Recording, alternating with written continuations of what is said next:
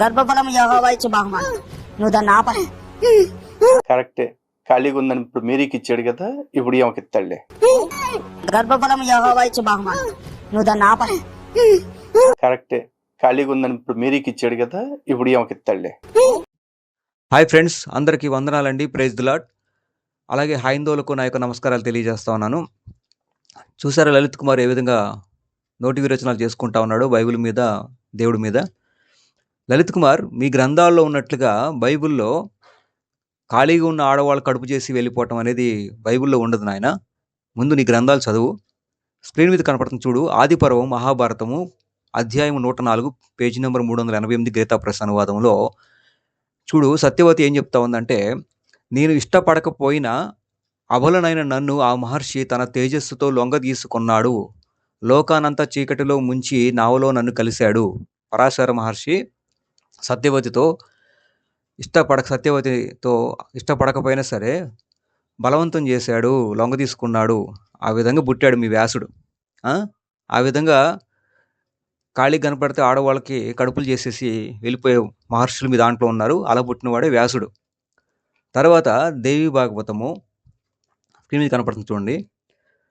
దేవి భాగవతం 2వ స్కందం అధ్యాయం 6 కర్ణుడు జననం కాన్సెప్ట్లో ఈ సూర్యుడు మీ దేవుడు ఏం చేస్తాడంటే చూడండి, కుంతి దగ్గరికి వచ్చి నీ గర్భం చేసి తీరతానంటాడు. అప్పుడు ఏమంటుందంటే చూడండి కుంతి, సర్వసాక్షి నేను కన్నికను, నీకు ధర్మాలు తెలుసు, దండం పెడతాను, దయచేసి వెళ్ళిపో అని చెప్పి బతిలాడుకుంటుంది.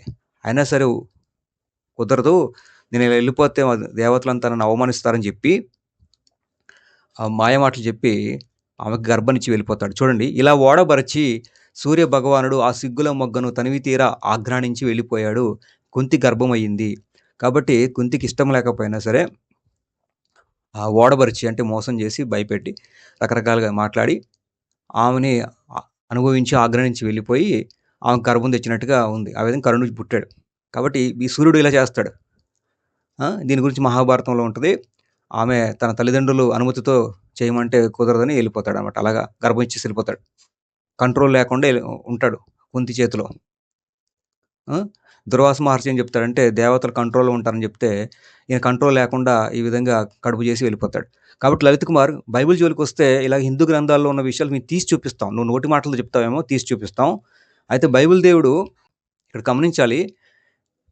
లూకాసు వార్త 1వ అధ్యాయం 35వ వచనం, దూత పరిశుద్ధాత్మ నీ మీదికి వచ్చును, సర్వోన్నతుని శక్తి నేను కమ్ముకొను గనుక పుట్టబో శిశువు పరిశుద్ధుడై దేవుని కుమారుడు అనబడును. అందుకు మరియా, ఇదిగో ప్రభు దాసురాలను, నీ మాట చొప్పున నాకు జరుగునుగాక అనెను. అంతటా దూత ఆమె యొద్దకు నుండి వెళ్ళిపోయాను. ఇక్కడ జరిగింది శారీరకంగా సంభోగం కాదు, ఫిజికల్ సెక్స్ కాదు. ఇక్కడ ఆత్మ దేవుడు తన శక్తి చేత కుమారునిచ్చాడు అని బైబిల్లో ఉంటుంది. అది కూడా ఇష్టపూర్తిగానే ఆమె గర్భం ధరించిందని ఉంటుంది. శారీరక సంభోగం జరగలేదు, కానీ గ్రంథాల్లో శారీరక సంభోగం జరిగింది. కాబట్టి ఆత్మసారంగా ఆత్మతో శక్తితో జరిగిన కార్యము దేవుడు యేసుక్రీస్తు అలా పుట్టాడు, పరిశుద్ధుడని చెప్పబడుతుంది గ్రంథం. కాబట్టి ఇక్కడ ఇష్టపూర్తిగా జరిగింది, అది ఆత్మానుసారంగా జరిగింది అనేది కనపడుతుంది. రేపులు కానీ జరగల. మీ గ్రంథాల్లోనేమో సత్యవతిని బలవంతం చేశాడు, అలాగే సూర్యుడు కూడా మోసం చేశాడు అనే కాన్సెప్ట్ కనపడతా ఉంది. కాబట్టి బైబిల్ జోలికి వచ్చే ముందు ఒక్కసారి గురుగింజ కింద నలుపు అన్నట్టుగా ముందు మీ కింద మీరు చూసుకుంటే బాగుంటుందని నేను చెప్తున్న విషయం. పద్దాక గణపరచకపోతే ద్రవపరచకపోతే మీ దేవుడికి తీరదా, నీకు తీరదా? పద్దాక గణపరచకపోతే ద్రవపరచకపోతే మీ దేవుడికి తీరదా, నీకు తీరదా? లలిత్ కుమార్, ఆ పని చేసేది మీ దేవుళ్ళే. గణపరచటం, ద్రవపరచటం చేసేది మీ దేవుళ్ళే. ఒక ఉదాహరణ చెప్తా చూడు. శివపురాణం సతీఖండం 19వ అధ్యాయంలో మీ బ్రహ్మ శివుడి యొక్క భార్యని చూసి రేతస్సు కార్చుకున్నాడు. అది కూడా 4-5 బిందువులు అని కౌంట్ చేసి మరీ కార్చుకున్నాడు, భూమిపై పడింది అని ఉంది. కాబట్టి ఈ గణపరచడం, ద్రవపరచడం అనే కాన్సెప్ట్ మీ గ్రంథాల్లో ఉంది నాయన. సరిగ్గా చూసుకో, ఇలాంటి బోర్డులు ఉన్నాయి, సరిపోద్ది అనుకుంటా. అదానా, ఆ ఫైర్ నిన్ను తగలబెట్టేస్తా, నిన్ను పిసికేస్తా, నీ పొట్లాలు నలిపేస్తా అని చెప్పి అనలేదు. అదానా, ఆ ఫైర్ నిన్ను తగలబెట్టేస్తా, నిన్ను పిసికేస్తా, నీ పొట్లాలు నలిపేస్తా అని చెప్పి అనలేదు. లలిత్ కుమార్, పొట్లాల గురించి ఉంది మీ గ్రంథంలోనే. పొట్లాల గురించి ఉంది మీ గ్రంథంలోనే. ఈ మధ్య మా కుర్రోళ్ళు చెప్పారు, శివుడు తన పొట్లాలతో వంట వండుకొని తినమని చెప్పినట్టుగా మనకి కనపడతా ఉంది. స్క్రీన్ కనపడతా ఉంది చూడండి. తర్వాత ఇంద్రుడు ఈ గౌతమ మహర్షి భార్య అహల్య దగ్గరికి వచ్చి ఆ పాడు పని చేసిన తర్వాత గౌతమ మహర్షి ఇంద్రుడి యొక్క వృషణాలు, నువ్వు అన్నావు కదా పొట్లాలు రాలిపోవును గాక అని శపిస్తే అప్పుడు ఇంద్రుడు వెళ్ళి మేక వృషణాలు పెట్టుకున్నట్టుగా మనకి మీ గ్రంథంలో రామాయణంలో ఉంటుంది. మరొక గ్రంథంలోనేమో ఇంద్రుడు ఒళ్ళంతా యోనిలు అంటే ఆ యొక్క స్త్రీ యొక్క యోనిలో ఇంద్రుడు శరీరం మీద అయ్యేలాగా శపించినట్టుగా కూడా మరొక గ్రంథంలో ఉంటుంది. కాబట్టి పొట్లాల గురించి ఉంది మీ గ్రంథంలో నాయన. ముందు ఆ పొట్లాల సంగతి చూసి మాకు జవాబు చెప్పు, ఏంటో ఈ పొట్లాల గోల. అరే గూట్లే, ఇప్పుడు ఈ వీడియో చూస్తున్నప్పుడు నాకు డౌట్ వచ్చిందిరా. ఆ పెచ్చది నీ ఖర్చు పట్టుకెళ్ళి గొంతు మీద పెట్టుకోగానే అన్నీ పోయినాయి అంది. ఒరే దీనమ్మ జీవితం ఖర్చీఫై ఎంత పవర్ఫుల్ గా పనిచేసిందంటే ఇది కడ్డారి ఇంకెంత బాగా పనిచేస్తుందని ఎవడన్నా పట్టుకెళ్ళిపోయి దాన్ని గొంతు మీద కాకుండా ఇంకెక్కడైనా పెట్టుకున్నారనుకో, వాళ్ళకి ఎన్ని వచ్చేదిరా, ఏం జరుగుండేదిరా అసలు. నాకు ఈ డౌట్తో బుర్ర తొలిచేస్తుంది. అరే గూట్లే, ఇప్పుడు ఈ వీడియో చూస్తున్నప్పుడు నాకు డౌట్ వచ్చిందిరా. ఆ పెచ్చది నీ ఖర్చు పట్టుకెళ్ళి గొంతు మీద పెట్టుకోగానే అన్నీ పోయినాయి అంది.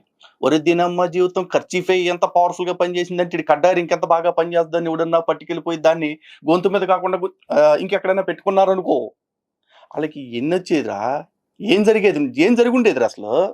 నాకు ఈ డౌట్తో బుర్ర తొలిచేస్తుంది. లలిత్, నీ యొక్క డౌట్ నేను క్లియర్ చేస్తాను కదా. నీ హిందూ గ్రంథాల్లో ఉంది అలాంటిది. గుడ్డ ముక్క అక్కడ పెట్టుకుంటే కడుపు వచ్చినటువంటి సంఘటన నీ హిందూ గ్రంథాల్లో ఉంది నాయన. నీకు డౌట్ ఏమో పడక్కర్లా, నేను చూపిస్తా కదా. ఖచ్చితంగా నీ హిందూ గ్రంథాల ప్రకారంగా గుడ్డ ముక్క అక్కడ పెట్టుకుంటే కడుపు వస్తుంది అని నేను చూపిస్తాగా. నీ డౌట్ని క్లియర్ చేస్తాను కదా. చూడు, స్కంద మహాపురాణము పిప్పిలేశ్వర తీర్థ మహత్యము అవంతి ఖండంలో రేవా ఖండము 42వ అధ్యాయంలో ఉంటుందండి. యొక్క స్కంద మహాపురాణంలో పిప్పలేశ్వరుని తీర్థ మహత్యం అనే యొక్క భాగంలో. ఇక్కడ చూడండి, స్క్రీన్ మీద కనపడతా ఉంది కదా, చూడండి. ఇక్కడ యజ్ఞవల్కుడు కూడా చక్కని ఆవరణ ఉన్న చోట నిద్రపోయాడు. కలగని కౌపీనములో రక్తబిందు వంటి శుక్రము విడిచెను. యజ్ఞవల్కుడు అనే అతను మహర్షి ఋషి ఏం చేశారంటే, నిద్రపోతూ ఏం చేశారంటే రక్తబిందు వంటి శుక్రము విడిచెను. వీరస్కలం అయిపోయినాడు నిద్రలో. ఇప్పుడు ఏం చేశాడంటే అతడు తపోవీరజితుడు కనుక అది అగ్నివలే మెరుగుచున్నది. ఆ విప్రుడు మెలుకో వచ్చి ఆ వస్త్రం అపవిత్రం అగుట చూసి అది అస్పృశ్యమని దూరముగా విసిరివేశాను.